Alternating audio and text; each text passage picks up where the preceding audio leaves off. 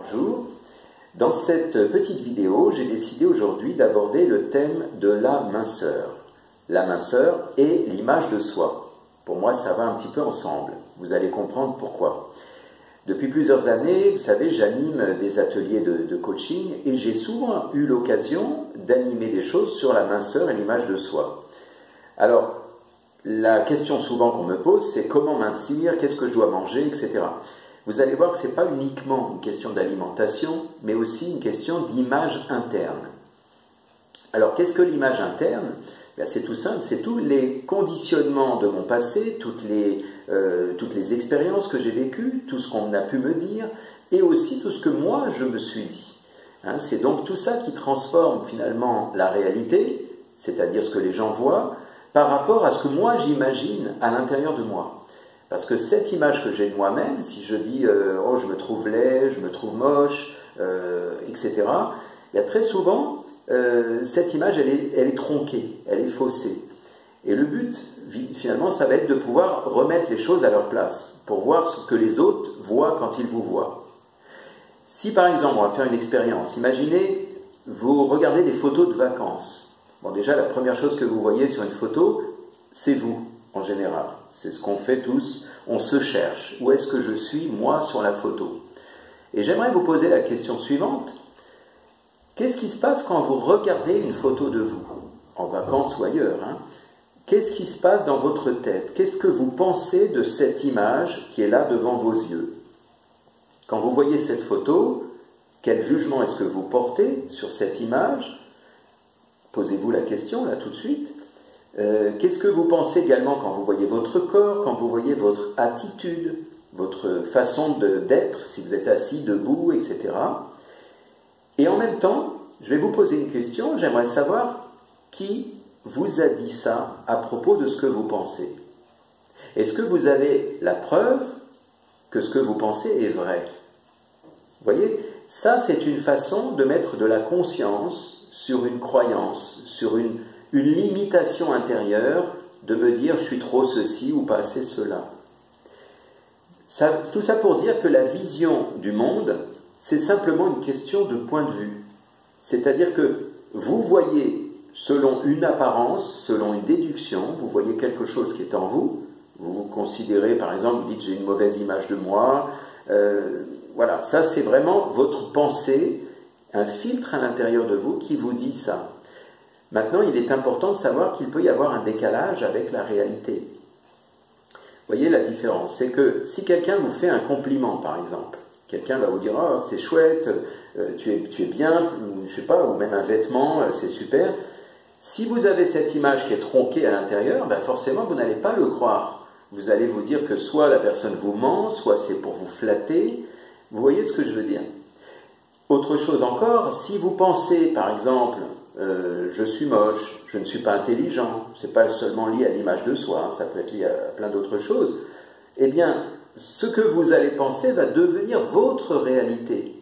Maintenant, il est important de se dire que ma réalité n'est pas forcément la réalité. La mauvaise image n'est qu'un apprentissage, selon l'expérience, c'est-à-dire que quelque part on va faire une comparaison, une déduction.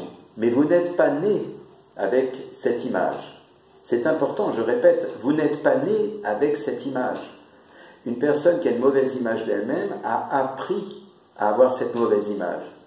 Vous avez été en fait conditionné à croire que vous êtes moche ou nul ou que vous n'allez pas y arriver. Voyez la différence. Alors, pour mieux vous rendre compte, pour mieux comprendre en fait le processus de ce que je viens d'évoquer, on va prendre un exemple tout bête. Donc vous allez le faire avec moi, vous allez prendre un exemple tout bête, vous allez imaginer que vous avez acheté des nouvelles lunettes de soleil qui vont par exemple teinter, vous savez les lunettes, il y a des couleurs, ça peut teinter admettons en bleu, en marron. Qu'est-ce qui va se passer? Quand vous regardez à travers vos lunettes, le monde va vous sembler marron ou bleu ou peu importe la couleur que vous avez choisie. On peut dire que donc, ce que j'ai dit tout à l'heure, c'est que la réalité n'est pas finalement la réalité, c'est ma réalité selon mon filtre, selon les lunettes. Si maintenant, moi, je prends des lunettes qui teintent d'une autre couleur, ben là, je vais me rendre compte que, tiens, c'est plus la même perception. Vous voyez? Alors maintenant, je voudrais aborder un autre thème qui est aussi en rapport. C'est cette notion de lâcher-prise et d'acceptation. Par rapport au poids, par exemple, la subtilité va consister à accepter d'où vous partez. Alors là, déjà, il y a des gens qui doivent se dire, oui, mais comment je vais m'accepter si j'ai 30 kilos de trop? Je ne suis pas en train de vous dire de garder l'idée que vous allez rester comme ça, mais je suis en train de vous dire que vous allez accepter d'où vous partez. Ça veut dire, mon point de départ, c'est ce que je vois dans la glace, c'est une réalité, je ne peux pas lutter contre. Et ça n'empêche pas que je vais faire un travail après pour mincir. Vous voyez ce que je veux dire? L'idée, ça serait d'imaginer que, comme si on prenait une photo instantanée, tout est déjà parfait. Et que le fait de mincir, ça va être en quelque sorte comme une option qui va m'aider à être encore mieux. Ce que je suis en train de vous dire là, c'est dans le but d'accepter cette réalité. Alors, quel est l'intérêt d'accepter la réalité? L'intérêt, c'est que si je me tire dans les pattes, si par exemple je me dis je me déteste, je ne supporte pas mon corps, j'en ai marre de mon poids, quelque part je vais donc déclencher une certaine frustration. Et si j'ai cette frustration, qu'est-ce qui se passe, à votre avis? Quand je suis frustré, je ne me sens pas bien, je suis mal dans ma peau, que cherche à faire mon corps? Il va chercher à retrouver un équilibre. Je ne peux pas rester dans un mal-être permanent. Et souvent, le raccourci, ça va être la nourriture. Mais ce n'est pas que ça. En tout cas, souvent, ça va être le cas. Surtout si vous êtes, par exemple, dans un surpoids, le piège, ça va être une sorte de cercle vicieux. Je ne suis pas bien, je déteste mon corps, j'en ai marre. Du coup, je suis frustré, je ne suis pas bien. Le premier réflexe que je peux avoir à l'intérieur de moi, c'est va manger, ça va te faire du bien. Vous voyez un petit peu le cercle vicieux, comment il peut s'engendrer, comment il peut se mettre en route. Alors, on va prendre un autre exemple. Imaginons que vous ayez, par exemple, de la rancœur vis-à-vis d'une personne. La rancœur, ça va entretenir, en fait, de l'énergie négative. Ça, c'est pas un scoop. C'est-à-dire que si je suis mal, j'ai de la rancœur, j'ai de la colère, j'ai envie de me venger, je vais brasser en fait une énergie qui n'est pas saine. Ça va être une énergie négative. Et en fait, la solution, c'est d'arriver à un certain équilibre. Et c'est la même chose pour le poids, en fait. Ça veut dire que si intérieurement, il y a quelque chose que je n'aime pas, par exemple mon corps, quand je me vois dans un miroir, eh bien, je vais entretenir quelque chose de détestable. Je vais me dire j'en ai marre, je ne me supporte plus, comme je viens de vous dire il y a quelques minutes. La solution, ça va être de trouver la notion d'équilibre et de plaisir. Vous voyez, par exemple, quelqu'un qui est amoureux, il va se focaliser sur l'amour, sur la relation. Donc, curieusement, d'ailleurs, vous avez peut-être remarqué que les gens qui sont amoureux n'ont pas d'inquiétude par rapport à la nourriture. Même si d'habitude ils sont obsédés par la nourriture, bizarrement ce jour-là, je suis amoureux, allez hop, on oublie tout, qu'importe si on va dans un restaurant, manger, je ne sais pas, tout et n'importe quoi, parce que mon focus, ma façon de me focaliser, eh bien c'est non plus sur le poids, mais sur la relation amoureuse. C'est la même chose par rapport au poids, justement. Si vous êtes focalisé sur le poids, c'est-à-dire les calories, combien je pèse, je vais me peser tous les jours, je vais faire attention à ce que je mange. Dans ce cas précis, il y a une frustration, parce que vous allez ressentir le mal-être. Par exemple, tiens, j'ai pas encore maigri aujourd'hui. Ah tiens, moi, j'ai pas trop le droit de manger, alors que mon voisin, lui, il a la montagne de frites, j'aurais bien voulu en manger aussi. Vous voyez, donc en fait, il y a de la frustration, ce qui fait que finalement, la personne se sent mal dans sa peau quand elle est frustrée. Donc c'est peut-être le cas pour vous, je ne sais pas. Et quelque part, on va manger pour combler un mal-être. Donc vous voyez un petit peu le système. Évidemment, là je l'explique avec mes mots. Maintenant, il y a différentes façons, évidemment, d'articuler tout ça, parce que c'est bien plus complexe dans notre cerveau. Et donc, par exemple, on va le refaire, là je vais vous redonner un exemple. Si je vous dis le mot régime, qu'est-ce que ça vous évoque? Quand vous pensez à régime, je vais me mettre au régime, dans votre esprit, ça vous évoque quoi, ce mot? vous voyez ce qui se passe, c'est que vous pensez automatiquement, à coup sûr, à ces notions de punition, d'interdit, de privation. Je n'ai pas le droit, il faut que je fasse attention. Enfin, vous voyez, je peux vous en faire des kilomètres comme ça. Si maintenant, je vous dis équilibre alimentaire, vous voyez la différence. Là, vous pensez certainement à bien-être, plaisir, peut-être même à santé. Pourquoi pas à minceur, parce qu'on peut aussi mincir, et d'ailleurs c'est le but, de pouvoir mincir en étant dans le plaisir de manger de façon équilibrée. Le plaisir, c'est quelque chose aussi qui est très important pour l'humain. Je veux dire que le gamin, quand il est tout petit, par nature, il a besoin de liberté et il a besoin de plaisir. Donc ça, c'est très important d'évoquer le fait que le plaisir, il ne s'agit pas de s'en séparer. Quand on est au régime, quand on fait attention, c'est comme si on était puni. On n'a pas le droit au plaisir. Et ce que fait votre cerveau, automatiquement, il va rechercher ce plaisir. Et s'il ne le trouve pas par rapport à ce que vous mangez, parce que vous n'avez plus le droit, vous vous êtes interdit, eh bien le jour où vous vous lâchez, imaginez vous êtes en week-end, eh bien ce jour-là, c'est pas grave, on s'en fiche. Et bizarrement, c'est souvent comme ça que ça se passe. Vous voyez ce que je veux dire? Donc, l'important, c'est ça, c'est d'arriver à ce que vous puissiez être dans le plaisir modéré. C'est pas le plaisir à tout va, allez, on y va, on se lâche complètement. C'est pas non plus ça. Mais rappelez-vous que le plaisir est important. Il s'agit donc de penser à un plaisir modéré, donc c'est-à-dire un plaisir où il y a à la fois le plaisir et l'équilibre. Et vous verrez comment c'est beaucoup plus agréable intérieurement. Quand il y a de la frustration, la partie frustrée, si vous voulez, c'est comme si elle revendiquait en fait. Parce que quelque part, la frustration, c'est contre nature. À la base, le but, c'est d'être dans ce plaisir et cette sensation d'être libéré, de se sentir bien.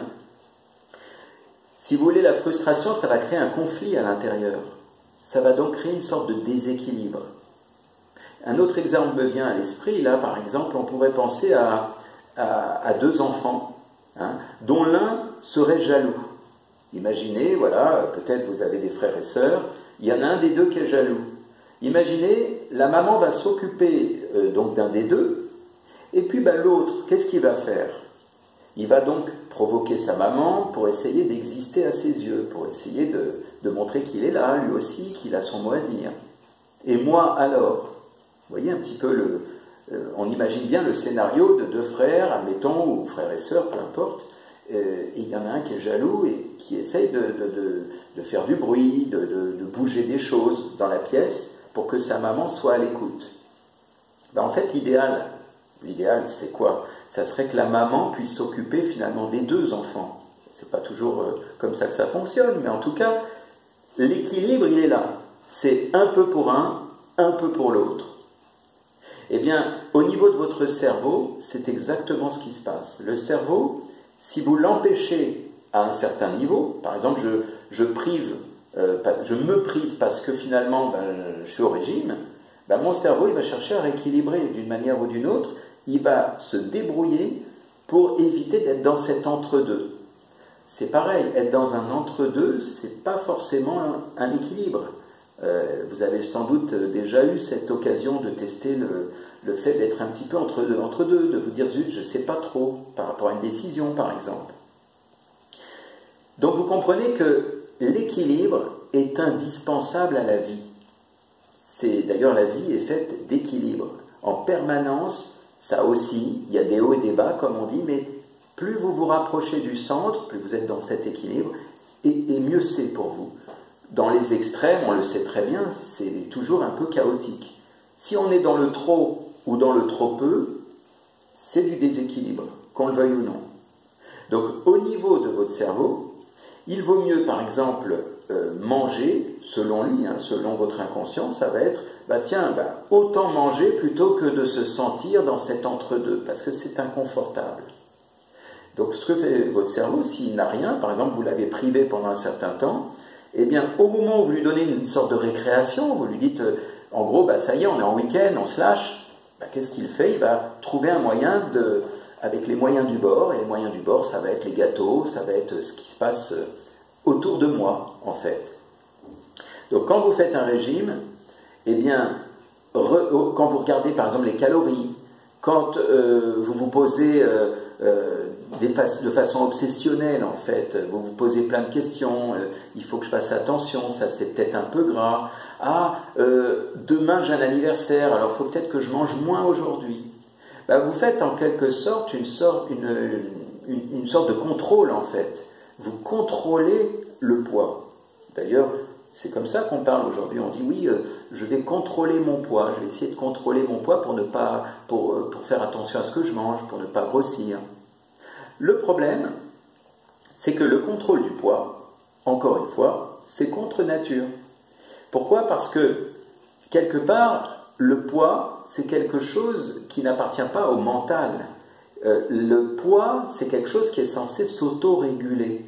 Parce que finalement, lorsque j'ai faim, lorsque je mange, je suis censé être à l'écoute de mon corps. Si je me dis, tiens, il est l'heure de manger, il faut que j'aille manger, ça c'est du conditionnement. Le but finalement c'est quoi? C'est non pas un contrôle du poids, mais c'est en quelque sorte une autorégulation. Parce que vous savez, quand on parle d'une autodiscipline, comme on trouve dans le sport, la volonté, l'effort du mental, eh bien, ici, dans le monde de l'alimentation, un peu comme dans le sommeil d'ailleurs, c'est pareil, ces choses-là ne doivent pas dépendre du mental. Parce que si ça dépend du mental, ça veut dire que je contrôle, je suis dans l'effort, alors que normalement, lorsque vous mangez, ça ne doit pas être un effort de dire il faut que je mange peu ou que je régule mon appétit parce que j'ai trop de calories, il faut que je fasse attention. Le but, c'est vraiment d'être à l'écoute du corps. De sorte que quand je suis rassasié, normalement, je le sens. D'ailleurs, vous ne vous êtes peut-être jamais posé la question, mais l'enfant, quand il a 3 mois, 6 mois, il ne compte pas les calories. Il mange selon sa faim. Imaginez l'enfant qui est en âge de boire un biberon ou de prendre le sein. Eh bien, quand il n'a plus faim, soit il va s'endormir, il va peut-être tourner la tête, peut-être qu'il va régurgiter, parce que si sa maman le force un petit peu. Mais voyez qu'il y a un système qui s'autorégule. Ce n'est pas l'enfant à 3 mois ou à même quelques semaines d'existence qui va se dire « Ah, il faut peut-être que je fasse attention, là j'ai peut-être pris un petit peu trop de lait. » Vous voyez, bon, ça peut paraître amusant dit comme ça, mais pourtant vous étiez un enfant, vous aussi. Donc, c'est exactement le principe, comme je vous disais, avec le sommeil. Aujourd'hui, on est dans un monde conditionné. Ça, je pense que je ne vous apprends rien. On est dans un monde où on est tous conditionnés. Le sommeil, si par exemple, je veux voir la fin d'un film à la télévision, eh bien, qu'est-ce que je vais faire? Je vais regarder la fin de mon film. Même si je suis fatigué, je vais essayer de lutter. Alors heureusement, il y en a qui ont l'intelligence aujourd'hui d'enregistrer. Bon, c'est déjà mieux parce qu'au moins, quand ils sont fatigués, ils vont se coucher. Mais imaginez que vous êtes là, en train de vouloir suivre votre émission, votre film, eh bien, vous allez être conditionné à regarder jusqu'au bout, même si vous êtes fatigué. Alors que normalement, encore une fois, c'est le corps qui va vous dire « je suis fatigué ». Vous voyez? Pareil pour le réveil. C'est pareil, nombreux sont les gens qui sont confrontés à l'idée de devoir mettre le réveil le matin. Si par exemple vous avez des horaires décalés, vous allez être aussi obligé de mettre un réveil pour vous lever à une certaine heure. Seulement, au moment où vous sortez du sommeil, en fait c'est comme si on vous arrachait du lit. Parce que le réveil, ce n'est pas un réveil naturel, c'est un réveil finalement qui a été programmé, comme vous. Parce que malheureusement, j'ai parlé tout à l'heure de conditionnement, on est programmé depuis l'enfance. Donc si on revient au poids, je crois que vous comprenez certainement là où je voulais en venir, c'est que quelque part, il s'agit, comme j'ai dit tout à l'heure, de trouver un plaisir modéré, quelque chose qui fait que je ne m'interdis pas le carré de chocolat ou le gâteau ou ci ou ça, je mange et j'écoute mon corps, j'écoute ce qui se passe dans mon corps. Si je suis rassasié, je suis rassasié. Vous voyez ce que je veux dire? D'ailleurs, tout ça, on le retrouve dans l'hypnose. Bon, moi, quand je fais les consultations en hypnose, mon but, ça va être d'aider finalement les gens à se libérer de leur conditionnement. C'est ça le but de l'hypnose. Je l'ai déjà évoqué dans une vidéo. L'idée, c'est que la personne arrive avec ses conditionnements, ses croyances, ses peurs, ses doutes, etc. Et l'objectif de l'hypnose, c'est de finalement lui redonner l'autonomie, la remettre en fait un peu comme quand vous allez chez l'informaticien pour qu'il répare votre ordinateur, il remet ça en mode usine, vous savez.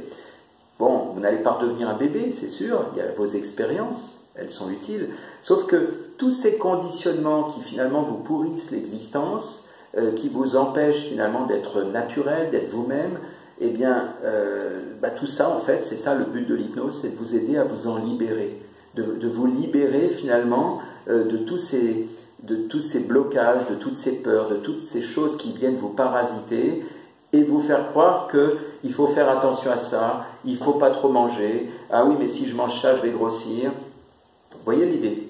Donc le but de cette vidéo c'était surtout de vous faire passer ce petit message pour vous dire finalement que le fait de contrôler c'est contre nature. Vous voyez ce que je veux dire? Voilà, donc je vous remercie d'avoir suivi cette petite vidéo et j'espère que ça pourra aider beaucoup de personnes qui se posaient des questions.